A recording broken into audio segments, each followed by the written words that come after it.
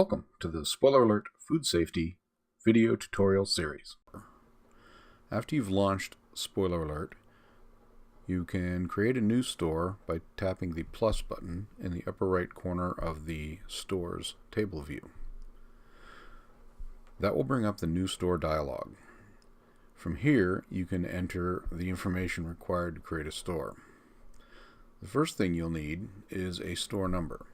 And this again can be anything that you would want it to be.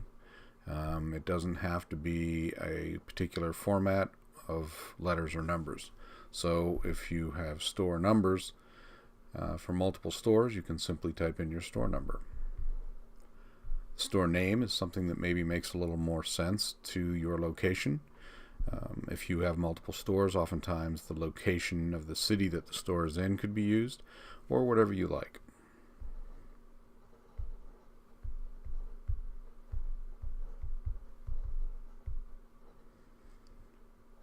The renewal field is basically just pointing out your subscription. Each store requires a subscription, a monthly auto-renewing subscription of $10. This field would tell you when your next renewal date would be coming up. Each store does require password security, so you need to come up with a secure password that only you, the owner, will know. This is a field that you will not share with your employees. However, you might want to share it with your managers if you want them to be able to do some of the owner level tasks, which we'll get into in a separate video.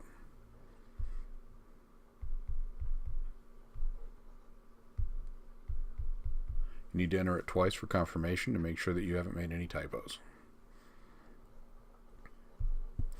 The next field would be the last label number before starting over.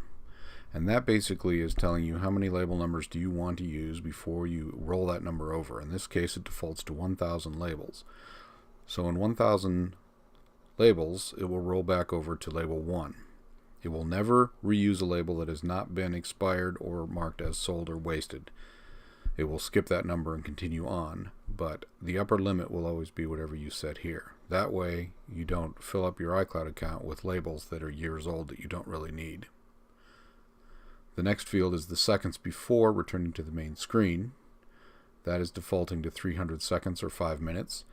This is involved with the employee going in to print labels or do other activities, scan labels to mark them as sold. In case they leave the iPad on those screens, this 300-second timer will kick them back to the main screen after that many seconds. That way, the next employee coming along will be forced to sign in again, rather than just reusing some employee that was there ahead of him. It will help ensure that the proper employee's ID is attached with each of the transactions, printing, marking as sold, that sort of thing. You also have the option to use the 24-hour clock in the next setting.